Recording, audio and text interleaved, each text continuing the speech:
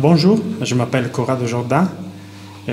J'étais jusqu'à quelques mois le président de la commune de Saint-Rémy-en-Beauce. J'ai eu l'honneur de représenter ma commune où je suis né pour presque 15 ans. J'ai été aussi président de la communauté de montagne du Grand Combin, qui est l'association des communes des deux vallées, la vallée du Grand Saint-Bernard et la vallée de Valpelline. Et dans cette activité administrative qui a été bien intéressante, car je crois que tous les citoyens doivent pouvoir faire, au moins pour une journée, être le président de la commune. Il y a quelque chose de très intéressant. Mais dans cette activité, j'ai eu la chance, pas seulement de travailler pour ma commune, mais aussi pour regarder de l'autre côté du col du Saint-Bernard.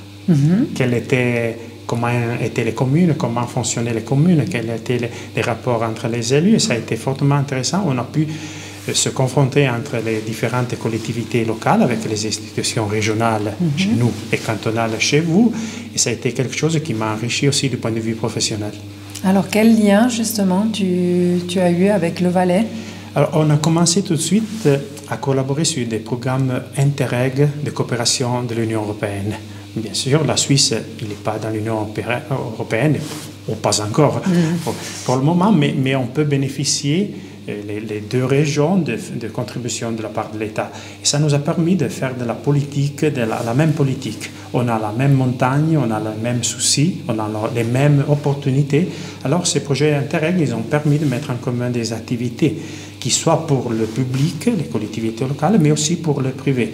On parle du tourisme, on parle de ski alpinisme, c'est le cas dans cette saison, mais aussi de la Via Francigena, les sentiers, mais aussi des projets du point de vue environnemental. Alors il y a beaucoup de choses qui nous unissent et je crois qu'il y a un bon système de coopérer entre quand même des villages qui sont semblables, qui ont une autre... qui font part de nations différentes, mais ils ont, comme on dit, la mentalité de la montagne, c'est la même. Alors, le dernier projet qu'on a fait, c'est la création d'un produit touristique du ski alpinisme.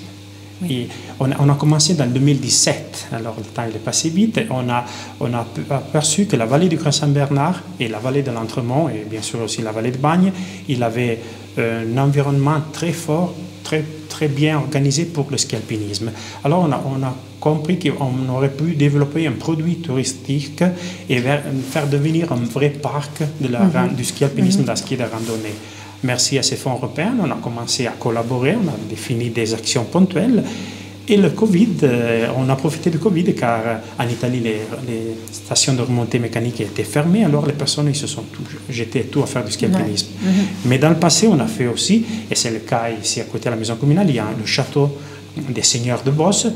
Il a été restauré merci à un projet Interreg. Et là aussi, on a défini un COP7, les pays du Grand Saint-Bernard, qui sont Val-de-Thème, mais sont aussi valaisans. On a la chance d'avoir ce point de repère, un phare dans la montagne, merci aux chanoines, merci à l'histoire, qui réunit. Et qui réunit aussi pas seulement sur les problèmes des communes, mais aussi, comme on dit, sur des choses qui sont un peu moins terraines, mais qui sont aussi très importantes. J'ai toujours une forte émotion, et je crois que mon successeur, Albert, il va retrouver la même émotion le jour de l'ouverture du col, quand après différents mois d'hiver, on retrouve les copains de l'autre côté de la frontière. C'est quelque chose de symbolique, mais c'est quelque chose aussi qui nous portons dans le cœur. C'est un passage, c'est pas seulement un passage... C'est un point de ralliement. C'est ça, c'est un passage là. Et les chanoines, ils expliquent bien qu'est-ce que ça veut dire, l'accueil, rester au col, faire de l'activité pour les autres. C'est quelque chose de très important. Et nous, on a cette... basilique dans la montagne, et des fois on ne se rend pas compte de la puissance qu'il peut avoir un endroit si magnifique.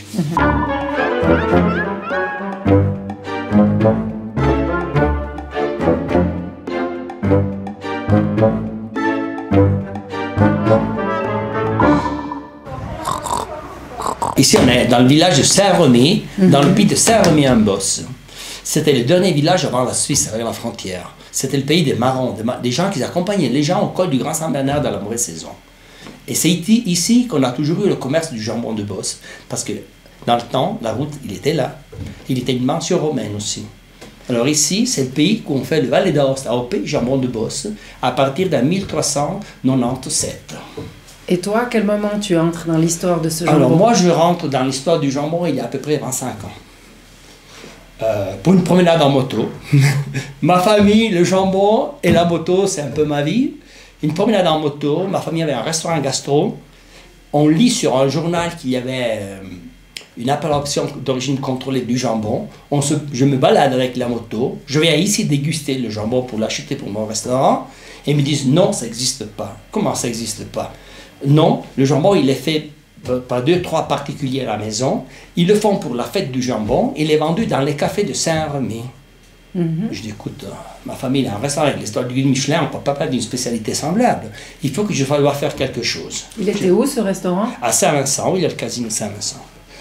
Je descends, je parle avec un copain de mon papa, qui était le 3e industriel italien de la cochonaille, et je lui fais déguster le jambon. Il me dit, c'est une surprise, qu'est-ce que c'est? Il n'est pas espagnol, il n'a pas le jambon espagnol, il n'a pas le goût du jambon italien, il n'a pas le goût du jambon de Bayonne, c'est un peu spécial. Je dis, c'est un jambon de bosse. On se repromène ici un jour, on déguste du jambon, on se regarde dans les yeux, on fait une société, on part avec le jambon de bosse. Il y a combien de temps? Il y a 25 ans. 25 ans de ça. On a commencé comme ça. La caractéristique unique du jambon de bosse, qu'est-ce qu'elle aime?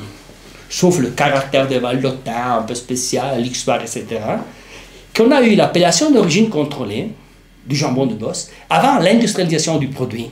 Alors, l'AOP, il prend et ils ont écrit la recette des chanoines du col du Grand Saint-Bernard. Alors nous, aujourd'hui, on a industrialisé du jambon, mais avec une recette ancienne. Alors aujourd'hui, on mange du jambon de bosse, qui est un jambon avec un goût ancestral, le jambon d'une fois. Ce n'est pas un jambon fait par les industriels. Ce sont les industriels qui se sont pliés sur l'AOP. Calqué sur ça. Et si tu dois décrire le parfum, qu'est-ce qu'on ressent en bouche? Alors, le jambon de bosse, il est comme les gens qui habitent à Saint-Rémy-en-Bosse. La première fois que tu le dégustes, tu ne comprends rien du tout. La deuxième fois, tu trouves quelque chose de particulier. Le parfum, la tendresse, la douceur et le caractère. Qu'est-ce que ça veut dire dans le jambon, le caractère? La longueur qui reste dans la bouche, mais pas le sel. La longueur du temps. Donc la différence du jambon de bosse avec par exemple un autre jambon connu en Italie, c'est laquelle? Alors, avant tout, c'est pas en Italie, le jambon s'appelle prosciutto. Le mot prosciutto, c'est un verbe. C'est le participe passé di asciutto. Asciutto, ça veut dire sec. Prosciutto, ça veut dire séché. Le nôtre, c'est pas un prosciutto, c'est un jambone. Un jambone, ça veut dire une cuisse entière qui mûre mais qui sèche pas. Donc comment tu le... Une autre façon de le faire, quand tu fais du prosciutto, il faut enlever une partie de peau sur la cuisse du jambon. Quand tu fais un prosciutto, il reste seulement la blessure anatomique quand on détache la cuisse du cochon. Alors le sel, il rentre avec beaucoup de douceur et lui ne peut pas te sécher parce qu'il est tout couvert par la peau. Alors il mûre. C'est comme un vin qui mûre dans un fût de chêne. Il faut beaucoup plus de temps. Donc c'est plus difficile à faire ou c'est juste plus difficile long? À faire, c'est plus long à faire et on n'a aucune aide mécanique pour le faire. C'est artisanal. C'est artisanal. Avec l'AOP qu'on a eu, c'est ça la caractéristique du jambon. En effet, c'est le dernier jambon ancestral d'Europe. Et combien tu en fais de ces jambons? Dans les bonnes années, on arrive à en faire 8000 par an. Et les cochons, d'où ils viennent? Alors, les cochons, c'est un peu compliqué en Italie, c'est la race. Alors, il faut comprendre que les cochons, c'est une race qui s'appelle le cochon lourd de la vallée de la Padanie. La vallée de la Padanie, c'est un lieu géologique qui donne origine à un genre de cochon. La vallée de la Padanie, il commence au but du Mont Blanc et il termine avec une rivière qui s'appelle le Tagliamento qui coupe le Veneto du Frioul. C'est un lieu géologique. Ce genre de cochon, c'est une race, il est élevé en des différents endroits pendant toute la plaine et toute la vallée de la Padanie. Qu'est-ce qu'il arrive? Qu'on peut acheter les jambons dans le lieu où dans le temps, il y avait des accords économiques entre les chanoines du col du Grand Saint-Bernard et les ordres religieux de la plaine. Par hasard, avec les ordres religieux rosminiani, avec les ordres religieux mauriziani, avec les ordres religieux... mauriziani, rosminiani, avec les ordres religieux agostiniens. Ce sont les trois Alors, par exemple, moi, je peux l'acheter à Vercelli, je peux l'acheter à Chivasso, je ne peux pas acheter dans la province de Turin, parce qu'ils n'avaient pas les accords économiques entre eux. Mais toi, tu choisis ces cochons, Alors, pourquoi? Alors, les pour le cochons goût aujourd'hui, aussi. non, pour le poids, Uh-huh. l'âge, et qu'est-ce qu'ils ont bouffé surtout. Ouais, parce que Alors, c'est ce qui dans donne la- aussi ouais. le goût. Non, et qu'est-ce qu'ils ont mangé? Oui, mais Parce que- après, ça va donner le goût à la chair, non? Ce qu'ils Non, mangent, non? Pas forcément? Qu'est-ce qu'ils mangent? C'est la qualité de la viande. Mhm. D'accord. Le goût, ce sont les herbes Mhm. de la vallée d'Ost. Parce qu'il faut penser que la vallée d'Ost, ce n'était pas comme on la connaît nous. Mhm. La vallée d'Ost, géographiquement, comme on la connaît nous, c'est la vallée d'Ost francophone. C'est là qu'ils parlent le patois, notre zin patois. Mhm. Tandis qu'avant de la Deuxième Guerre mondiale, le Val d'Ost était jusqu'à la plaine, jusqu'à presque à Turin, jusqu'à Chivasso. Alors, les cochons, c'est un animal qui vit très bien à la plaine. D'accord. Parce que ce sont des animaux qui doivent mettre le nez dans la boue et doivent pousser. Comme ça, ils se musclent les fesses. Alors, alors qu'est-ce qu'il arrive? La bouffe, il fait la qualité de la viande.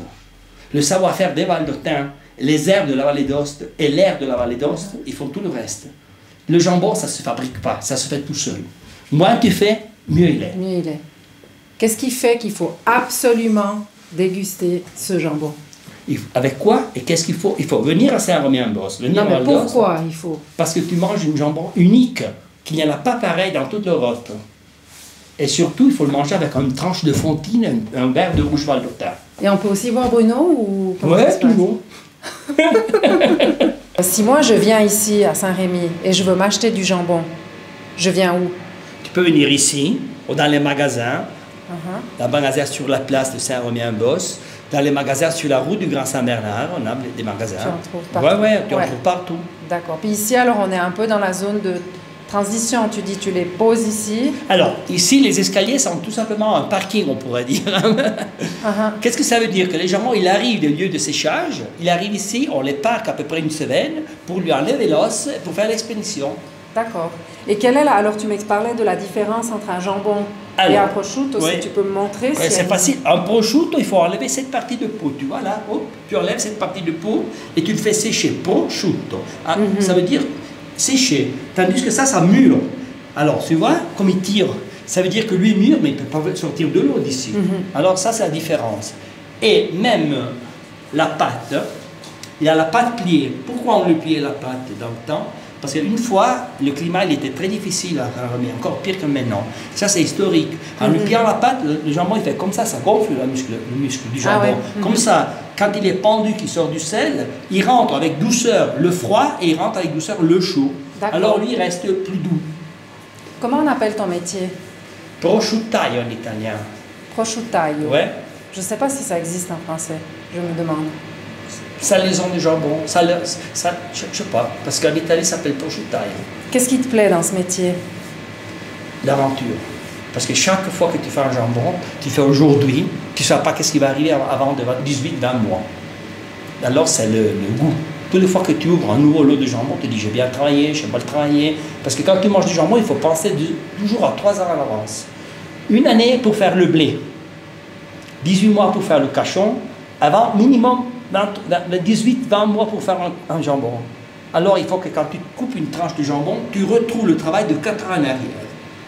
Et si tu te trompes, si j'ai trompé le campagnard à faire le blé, si j'ai trompé la levure du cochon qui a mal à lever, si je me suis trompé moi, quand j'ouvre le cochon, j'ouvre le jambon, je ne sais pas qu'est-ce qu'il arrive.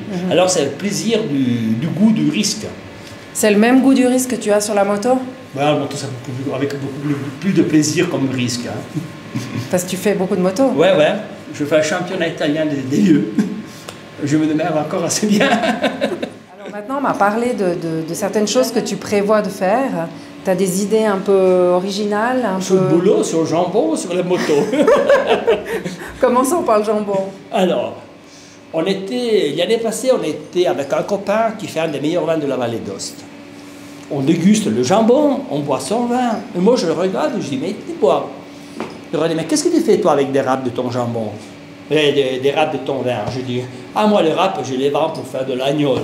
À la place de les vendre, tu me les donnes, qu'on va faire du jambon. On a fait des jambons et du lard blanc, un râpe du vin. Et maintenant, il faut lui trouver un nom, et peut-être ça serait le mariage de 2 copains, le mariage entre le vin et le jambon, ou un rêve de 2 copains. Quand tu dis la grappe. La grappe, c'est le mar, l'agneau. Oui, Ouais. ah ouais, le mar. Ouais. Ouais. D'accord. Non, on ne peut pas dire jambon à la mare. Jambin, non, il faut... On ne peut pas. Comment il s'appelle ce vin? Ce vin, il s'appelle le prisonnier. Le prisonnier. C'est un grand vin du Val d'Aoste, très connu. Bon, moi je propose quelque chose. Quand c'est tout prêt, Ouais. quand tu as tout créé, mis en place, on vient déguster. Oh, bien sûr, je suis Tu nous t'attends. invites. Ouais, ouais, D'accord. ouais. Va bien.